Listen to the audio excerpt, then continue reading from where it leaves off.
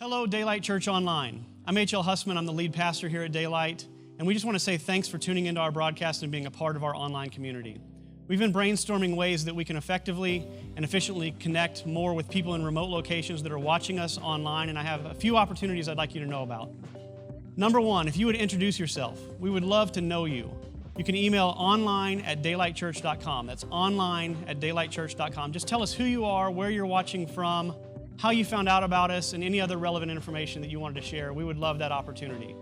Secondly, we have a website, mydaylightchurch.com, and on that website is a tab that says Join the Daylight Crew.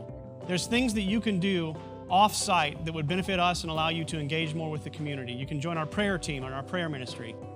You can join our study team and our service team. You can join our small groups, and we're happy to Zoom you in. There's all kinds of opportunities on that tab, and we would appreciate if you would fill it out and make yourself known to us. If you believe that Daylight is kind of your home away from home and you don't have a faith community of your own, and you would like to support and be a part of this financially, you can do so at daylightchurch.com/giving or by texting the number 84321 and completing a short form and selecting Daylight Church as the place you're going to give.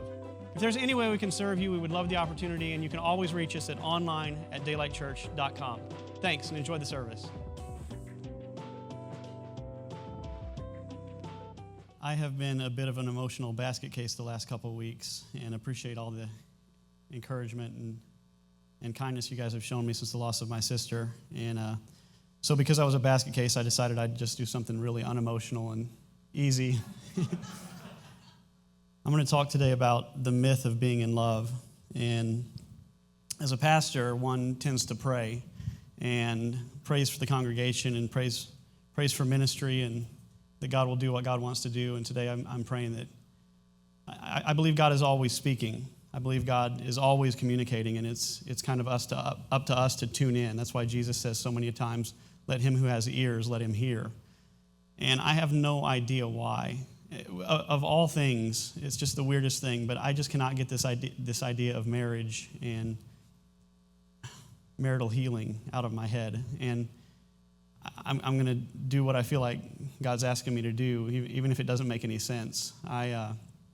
There's a lot here for single people. There's a lot here for divorced people. There's a lot here for married that are, if you're in a solid marriage and everything's hunky-dory. But I want to touch on kind of broken marriages briefly. And I never know out of the pulpit how transparent to be, because they say that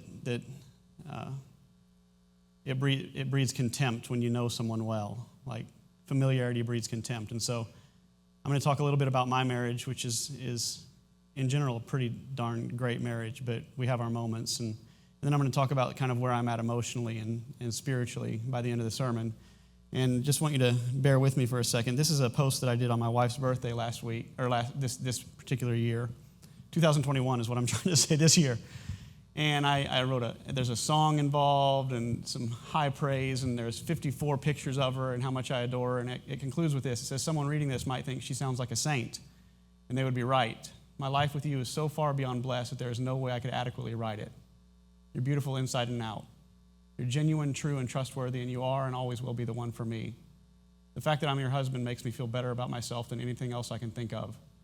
And I know God loves me because he gave me you. And I don't earn these brownie points because she's in the nursery today, but this is something I wrote on her birthday. But there's the public persona of a marriage, and there's the down-to-earth nitty-gritty of a marriage and relationships and family. And as we talk, there's career. And it's not always peaches and cream. And here's a good example. This is my wife watching a movie with me, and she talks through every movie. Every stinking movie. She has to tell me what's on her mind throughout the movie. And I know this is, I'll get to some real stuff in a moment, but we were watching Celebrity Wife Swap. She's like, do you think his hair's a wig? I think it's a wig. It may not be a wig. I think it's a wig. I think he would get on my nerves if I spent too much time with him. Later on in the show, actually, he's kind of a nice guy. I think I could like him. And this is it doesn't matter what the movie is or what the show is. This is what we go through. But then this week, early on in the week, was one of those, they're pretty uncommon moments in our marriage where we both slept in separate beds. And maybe your relationships are all perfect and you never have moments like this, but this was one of those moments for us where we were both really irritable. And by the time it was time to go to bed, one of us said to the other, I'm just not feeling this. I'm going to sleep in the other room. and did so. And those nights are never fun in a marriage. I laid there, and then you wonder, if I reach out, am I a wimp? You know, if I reach out, if I go back in the other room, so now you know who's sleeping in the other room. If I go back in the other room, am I failing? Am I not doing my job? Do I need to stand up in this moment and get my way, or do I need to give in to her way? And there's all these questions, but something feels off, and you want to be reunited and you want to be healed, but then you kind of want to be. I've been hurt enough times in my life where I just want to be hard. And ultimately what happened is one of us texted the other, and this is a screenshot of one of our phones, and I'm not going to tell you which other, but we're laying in separate beds, and we texted, and one of us said, "Are you still up?" And the answer was yes. And then the first person said, "Maybe I should have asked if there was anything I could do to make it better." And then the second person said, "Thanks, I'm not sure why I'm so upset, but I was in a bad mood before that thing that I'm blurring out on the screen." And this is what I want to focus on today, is that moment of, are you still up? Of, in the moment, reaching out. In the moment, doing the work. And I want to talk about the myth of being in love and how it kind of sabotages our view of marriage and our view of family and friendships, because we believe in this myth. And it's the myth-ishness, sort of. It's kind of a myth. It's kind of real. Scientists have done studies, and they've done brain scans of couples that are, quote, in love. And what they've discovered is the brain reacts in very particular ways when you have a strong emotional and sexual connection with another person. And as Dr. John Marsden, he's the head of the British National Addiction Center, he says this. He says, "The unpalatable truth is that falling in love is in some ways indistinguishable from a severe pathology. Behavior changes are reminiscent of psychosis, and biochemically speaking, passionate love closely imitates substance abuse." It goes on. It's addictive, akin to cocaine and speed. And talk about a negative view of relationships. It says it's a trap intended to bind the partners. The natural drug creates a euphoric high and helps obscure the failings and shortcomings of the potential mate. And what they're talking about here is when you enter into, at the beginning of a romantic relationship, there's this biochemical cocktail of dopamine and epinephrine and so forth, and serotonin that surges through your body and creates this high that's very, very similar to substance abuse.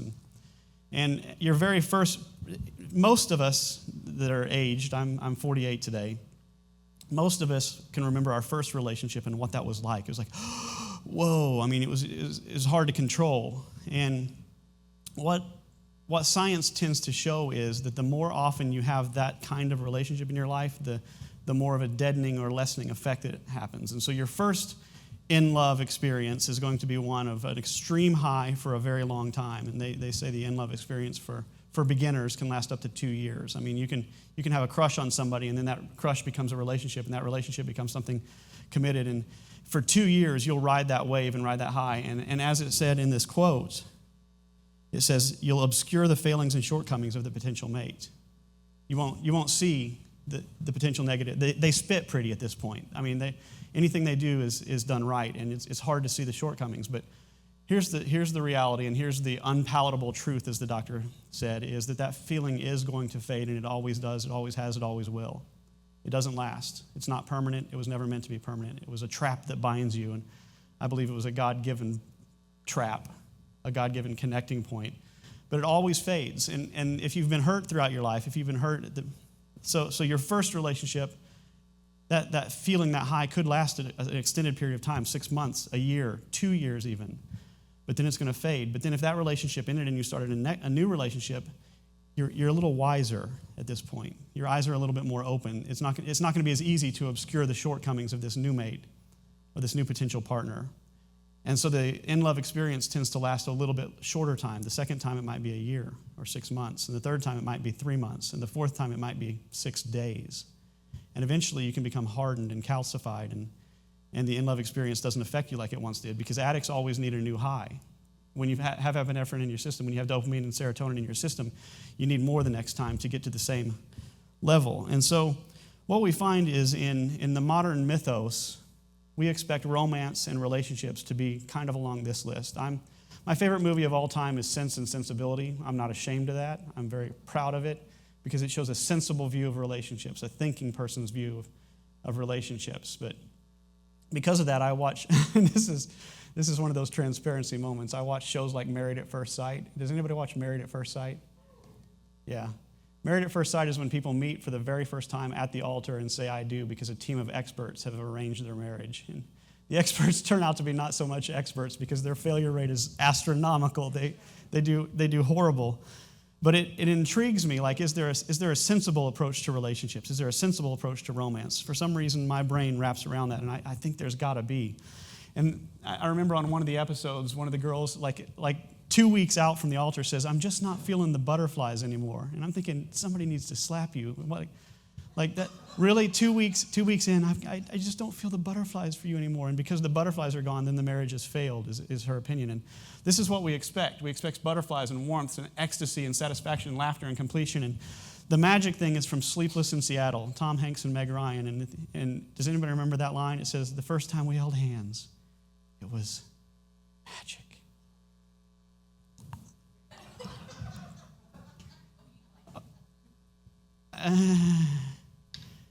So yeah, I mean, the in-love experience, the science behind it shows that the first time you hold hands, many times it will be magic. But to expect it to remain magic is unrealistic.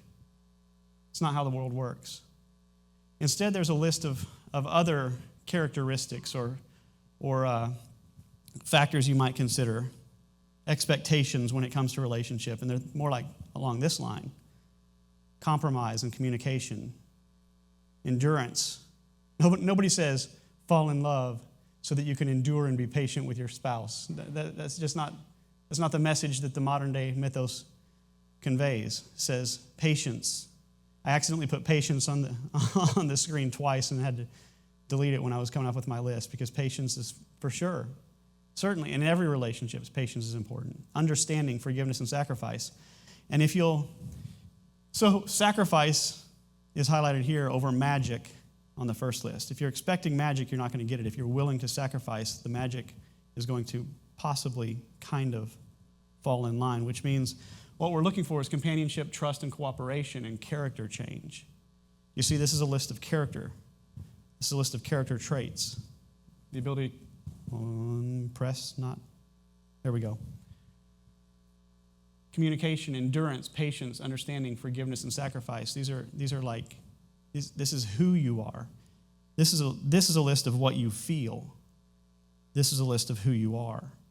And what God is wanting to do in all our relationships is shape who we are, to be conformed to the image of Christ, the sacrificial agape, cross-bearing love of Jesus. And sometimes you get some of the first list by following the other lists, by allowing your character to shape and your patience to be built and your endurance and compromise and communication. As you start to build those things up, then the magic and the butterflies and all the warmth, the ecstasy, the satisfaction, the stuff that we're kind of universally looking for, these are the foundations upon which those things rest, not the other way around. And so list 1 rests on the back of list 2 and 3. And so I say all that to say that love requires work. And I found this picture, and what a perfect picture to illustrate this, because this person is an idiot.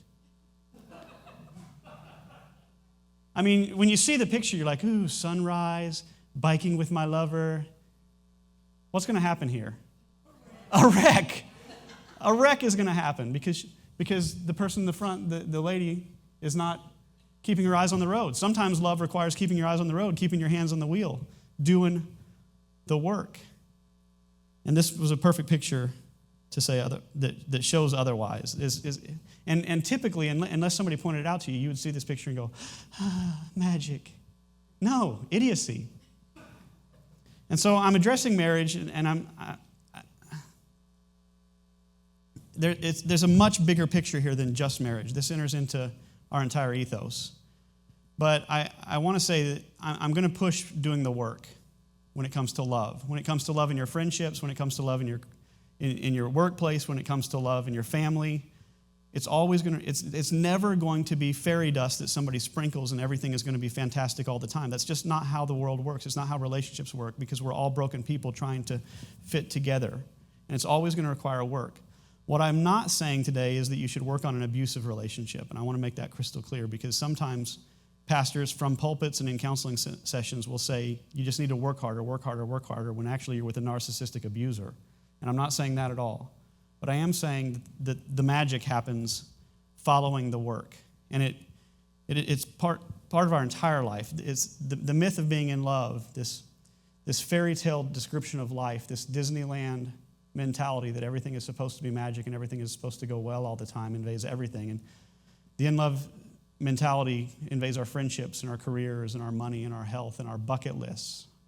How many people on their bucket lists say, I want to work a 9 to 5 and make sure my kids get well fed? They don't typically write those things on their bucket list. It's more like, I want to kiss someone under the Eiffel Tower.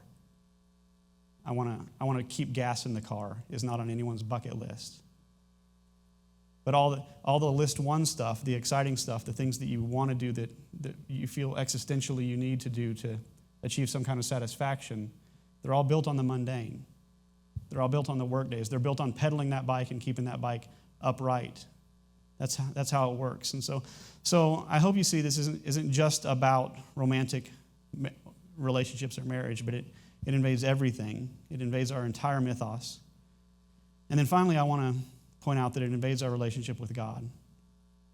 A lot of us expect this fairy tale relationship with God where God gives us the goosebumps and we feel His presence, and the worship music is always exactly the song I would have selected, and the carpet in the church is always the color I would have selected, and the people in the church always treat me the way I would have selected, and that's how life is. And if life isn't like that, then I ain't got the butterflies for my church anymore, or I ain't got the butterflies for my family anymore, or I ain't got the butterflies for my career anymore. And that's just not how the world works. You need to buck up. You need to do some work in these areas. Scripture makes this comparison between our relationship with God and the marital relationship in Ephesians chapter 5. And it says, for this reason a man will leave his father and mother and be united to his wife, and the two will become one flesh. So it's talking about a marital, spousal relationship. And then it follows that with this. It says, this is a profound mystery. But I am talking about Christ and the church. So somehow this pair bonding that is supposed to occur in marriage, where two people become one, is illustrative of what our relationship with our Heavenly Father is supposed to be like. There's supposed to be this pair bonding thing that happens where I am His and He is mine, and we are close. And the Scriptures say His banner over me is love. And there's kind of a romance in the non-erotic sense when it comes to our relationship with God that's painted in Scripture consistently. And we're Christian theologians, it doesn't actually say this in Scripture, but Christian theologians have kind of taken an amalgamation of a lot of Scripture with the idea that we are the bride of Christ, that we stand before Christ offering ourselves up and giving ourselves over. And that's so the marital relationship kind of illustrates a lot about what our relationship with God is supposed to be like. And then you get in Song of Solomon, and Song of Solomon, theologians throughout history have said is an illustration of us and God, and it says things like, our couch is green, the beams of our house are cedar, our rafters are pine. In other words, the place that we dwell together, you and I, is a place of security. Then it gets a little spicy and heated. It says, your lips drip nectar, my bride, honey and milk are under your tongue. And then it gets kind of weird and spicy and erotic all at the same time. It says, your shoots are orchard of pomegranates with choice fruits with henna and nard. And every now and then when I'm walking to bed, I give Kara that look. And you can bet I'm looking for some pomegranates and nard. I have no idea what this means, and it kind of weirds me out. But it kind of does something for me, too, at the same time. I don't even want to make any hand motions right now. I'm afraid of what I'm going to do with my hands. But it is all. I'm going to move on to the next slide here in just a second. But it's this kind of, there's a romance where God is romancing us with the sunset and romancing us with the lap of the water and romancing us with the smell of spices, and always there saying, here I am, come to me, come to me. And it's our duty and great, great privilege to respond to that. But when we compare the marital relationship with our relationship with God, and we're saying love requires work, then we have to arrive at the conclusion that our relationship with God was never meant to be a perfect cakewalk. It's not necessarily supposed to come easy. God remains a little bit mysterious kind of on purpose, and we can talk about the eroticism of mystery all we want. But he keeps himself hidden a little bit so that we will seek, so that we will find. But seeking and finding and searching all require work. It requires pedaling that bicycle and moving forward. In Philippians, we're told, dear friends, continue to work out your salvation with fear and trembling. In 1 Timothy, it says, while bodily training is of some value, godliness is of value in every way, as it holds promise for the present life and also for the life to come. And you can't read Scripture without seeing that there's some responsibility on us. And here's the difference between us, a spousal relationship between human beings and a spousal relationship in our relationship with God is one partner is perfect in our relationship with God. One partner is always the one saying, hey, are you still up? Hey, let's talk. Hey, let's communicate. Hey, let's connect. What can I do to help? One partner is perfect, and so there's a lot of weight on us, and it doesn't create a works-based faith because that's kind of the opposite of the gospel. It's more of a reception-based faith where we turn towards what God is doing all the time, and there's some work involved in that. There's some responsibility involved in it. And so I want to say that it ain't here. It ain't in the goosebump. And I saw this picture and I wondered, how did they get that? How did they shoot that? Like what electrodes did they hook this dude up to get this picture? Because it's kind of a cool picture. But we think that the foundation of our relationship is built on the butterflies or the goosebumps or whether we cried during the service or whether God touched us emotionally. And emotion is most certainly a huge part of love and erotic love and romantic love and brotherly love. Emotion ties into all of love for sure, but love is not the foundation. Love is not, I'm sorry, the butterflies are not the foundation. Love is the foundation. And so we have to get out of this mentality that every moment of our life has got to be like some mystical spiritual moment in order to call it spirituality or religion. It's not. A lot of it's just a grind. A lot of it's just showing up on Sunday, cracking open that Bible when you don't feel like cracking open the Bible, walking across to your neighbor's yard and giving them a pie to welcome them to the neighborhood when you're an introvert that feels like you'd rather just hide and shut the blinds of your house. It means you got to do stuff. One of our mantras here is love always serves. Our pillars are service, study, worship, and rest, and love always serves is one of them. Love always serves. Love does something. And so it requires some work. And I also wanted to point out that there's no shame if your marriage or relationships or finances or career or your spiritual life aren't magical. It's okay. In fact, that's probably a better place to be than some kind of head in the clouds, pie in the sky mentality about faith or your career or your friendships. And so don't expect the magic without the work. There's no shame if you have a family member that you haven't spoken to in years. Like there's no, it doesn't mean you're a waste of a human being or a waste of flesh. It just means it could mean that there was an abusive relationship that you need out of, and that's okay. It also might mean that there's some work to be done. But either way, there's no embarrassment about it. This is how relationships work. And so, with all that said, guess what 4 areas I think we should work on at Daylight Church? Just take a stab. I have failed as a pastor. Service, study, worship, and rest.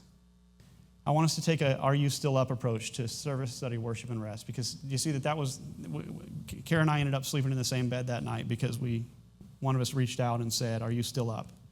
It was this, I don't want to do the work, I just want to sulk, but I'm going to do the work. And in some sense, all these categories of service, study, worship, and rest require that kind of mentality of I'm going to do the work.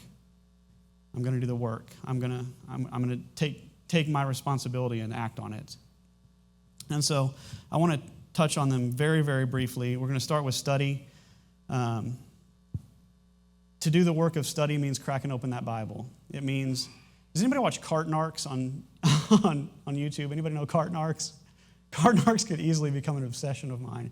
It's this dude that walks around with an orange vest in shopping center parking lots and waves a wand and uses a bullhorn to call out people that have left their shopping carts where they don't belong. If they leave them in a handicap access zone or on a walkway or something, he goes, whoops, get it up, doop, doop, doop, doop, doop. That's not where that cart goes. That's not where that cart goes. And he's got these bumper stickers that says, I left my cart where it didn't belong because I'm a jerk. And they're magnetic and they sticks them on their cars as they drive off and people get mad. I mean, like angry enough to kill him mad. And I don't know why. I could just watch it for days. But it means turning that off for a little while and turning on something that will feed your spirit. Turn on the Bible Project. Find a podcast on apologetics. It means you're going to have to make choices. Just like in a relationship, you have to make choices of where you spend your time and where you spend your effort. You're going to have to do that in the area of study. You're going to have to do it in the area of worship. And our team does such an amazing job. Paul, Andrew, you guys were amazing this morning. And just, we want to create, yeah, for real. But there's some responsibility on the people in the seats to create this atmosphere of worship that as leaders we desire. We want to see this to be an atmosphere of worship where we all connect with God and give, where we believe every breath is God's and we give God the credit where credit is due. And you guys, the people in the seat, play a huge part in that. And it's easy to come in here and be distracted because you've got your shopping list that you got to do, or you got the crock pot on at home, or the kids did this on the way here, or whatever. Worship that requires that grind, worship that requires that work, there's a conscious effort to step away from all that and to enter into something else. There's a conscious effort to, in the middle of the night when you can't sleep, instead of getting on your phone and scrolling endlessly, getting on your knees next to your bed.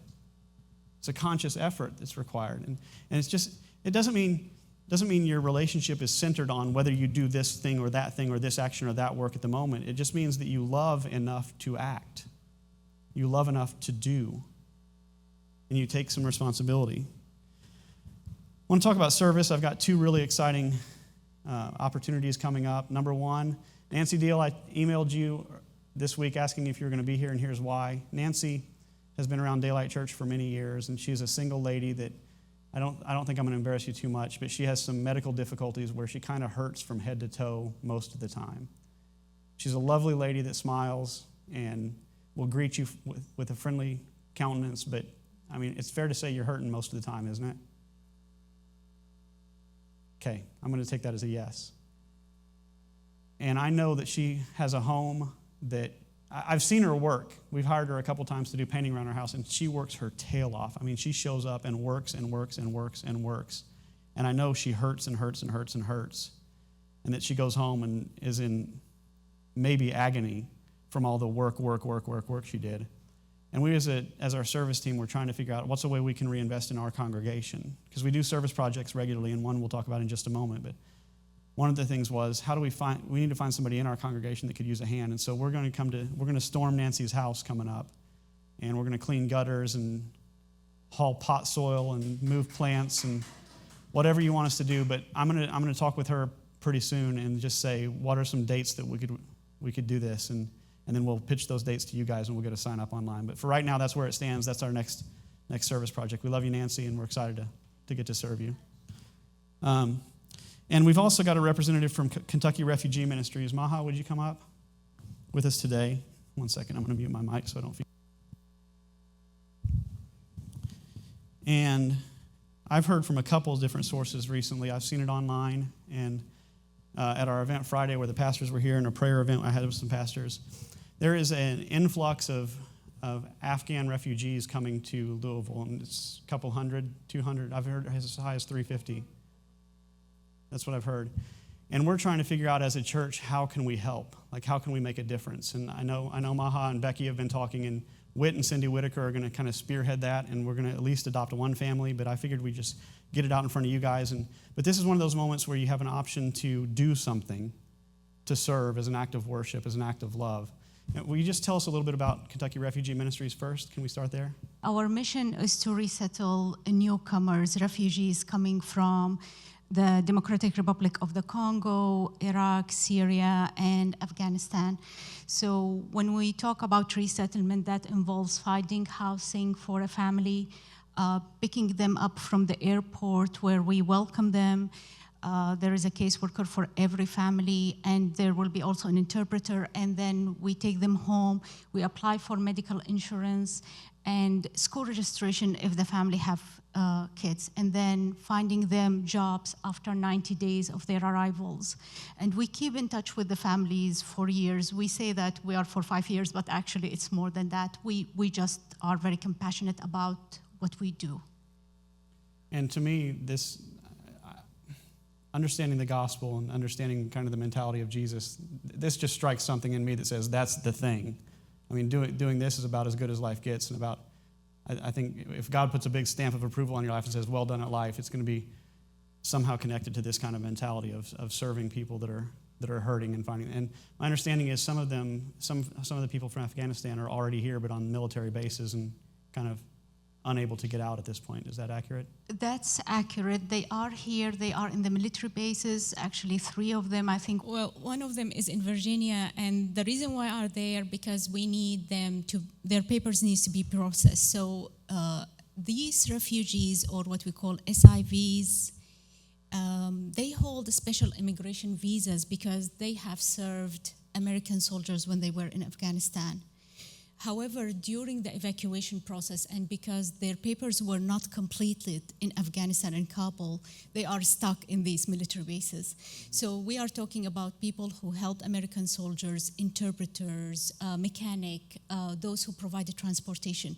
So they are here. There will be 2 groups of people. One of them will hold the refugee sort of a status where they will be eligible for medical insurance. The other group will not.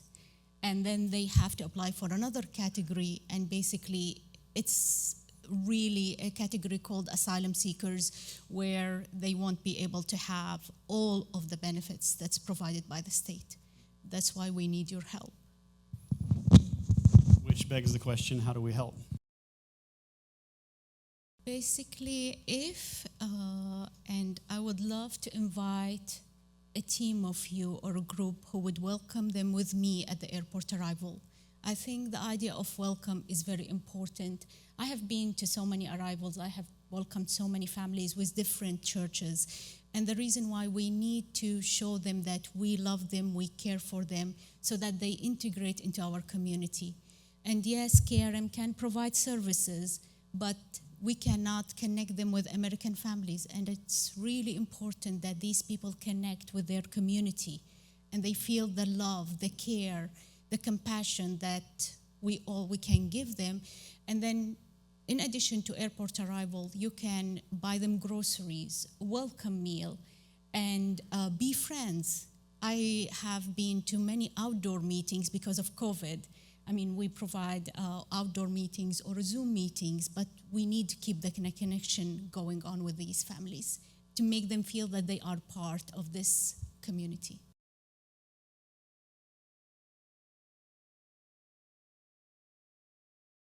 So you guys are going to hear a lot more about this as we go, but we're just now starting to establish this relationship, and we'd like this to become a fixture of a relationship for our church. And so first off, thank you for what you do. What you do is incredibly important. It's a life well spent. We're very excited to partner with you, and we'll just stay in communication, and we'll let you guys know different opportunities. And our hope is that not only will the church as a community come together, but some of you as individuals will also say, hey, where can I step up? Where can I help? And so, Maha, I'm sure you'd be willing to stick around and talk to people after the service? Yes, okay. Definitely. Thank you so much. I really appreciate it.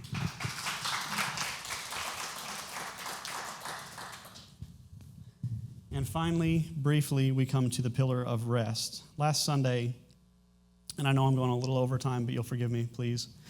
2 Sundays ago at 7 in the morning, I rolled over to check my messages and found out that my sister had died from COVID. And I'm going to do my best not to be emotional about that right now because, well, just because. I woke up that morning and thought, okay, I have to preach a sermon. I have a church to attend to. I can't feel anything right now. And this is unhealthy. I recognize it's unhealthy, but that's where I was at.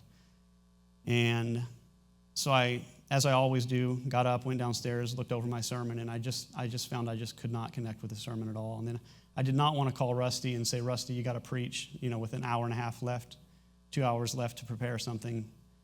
That felt like a weight I didn't want to put on him. But then I found myself becoming angry. I'm just expressing where I was at. I told you I was going to be transparent before the service was over. I was kind of angry that I was having to deal with the church stuff when I ought to be dealing with what I was feeling. And woke my wife up and said, babe, I need to talk to you. I need your opinion on something. And I said, what do I do? Kind of like the clip earlier. He said, what do I do? What do I do? What do I do? That was me last Sunday morning. And I just lost it. I mean, just emotional upheaval in my life. Just completely lost it. I was an emotional basket case all day Sunday. I finally called Rusty. I said, Rusty, my sister died. Ah! I'm like freaking out on the phone, and he's like, I got this, man. I got this. And I'm wanting to talk him through like what you can do. Here's some options. And I just can't even gather my thoughts enough to not just continue sobbing. And that afternoon, my very wise wife said to me, she said, because my sister Holly was more like an aunt to me growing up. She was older, and she had 2 sons that were technically my nephews, but more like first cousins because we were the same age. So they never called me Uncle HL, but she was like this foundational figurehead in my life. But it was a little different than a sibling relationship for sure. And I was reacting way, way more emotionally than I would have expected at the news. And the news had been building up for a while too, so there was that kind of level of pre-dealing with it that had occurred. And so my wife said, H, she said, you're dealing with a lot more today than just the loss of your sister. This is a lot of stuff piling in at once. And we've had 3 major losses, 2 from COVID. Lost a grandmother and my wife's father, and now my sister. I lost a classmate. And then there's the polarization of the church, the polarization of society, the racial polarization that's going on, the political polarization, the fact that our numbers at the church are running, there's about a third of you here today than what would have been here pre-COVID. And then I also faced a near death and a scuba tragedy that I've told you guys briefly about, and it's been a lot. And I realized that she was very, very much right, that I've been lax in self-care, and I was reaching a breaking point. It's hard to admit, but I was flirting with that line of kind of no going back burnout, and I was feeling it. Like if I cross this line, if I let my mind go where it wants to go right now, I'm done pastoring. I'm going to go get a 9-to-5 and make some money. I'm going to take some time and get my head on straight. And I was flirting with that line, fantasizing about other jobs. And so the short of it is I have asked for and been granted a sabbatical that's going to start in October. It's going to start on October 3rd for 8 weeks. I requested 6 weeks. They said you need 8. And that's hard for me to admit because like Ryan Engler works for UPS and John Shields runs his mechanic shop, and you're pseudo-retired though, so you do what you want, but you're back at work. So these, but yeah. So who else gets to ask for that kind of time off? And I feel wimpy. I feel a little bit like I'm cheating the system. But I also really do believe that it's absolutely necessary, or I'm going to lose my mind. And so I'm just letting you know that as this very strange, also joyful act of rest and self-care, that I'm going to be gone starting October 3rd for 8 weeks. And we've got a good team, good preachers. Rusty's going to take over and run the church while I'm gone. Becky and Paul will be. I'll be leaning on them remotely, even though I will not communicate with them at all if I can help it. But I'm just letting you know that's happening, and just asking you to pray for me. I've already got these weird feelings of what if my sabbatical doesn't work? What if I'm 8 weeks into this thing and I come back feeling the exact same way? Then where do I go? Then what do I do? And there's a lot of even about the sabbatical. So just pray for peace. Pray that God will do what He wants to do. There's so much more to be said, but that's it.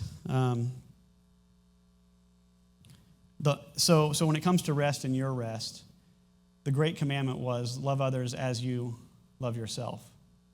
And a lot of times we focus completely on that love others thing and think the love ourselves thing is kind of the back burner of that commandment, and it's not. They're co-equals. That part of effectively loving others is being able to take care of yourself and recognize when you're flirting with a line and saying, I'm not going to cross that line. Instead, I'm going to back off and breathe for a while. And that's what I'm going to be doing. So I ask you guys to pray for me.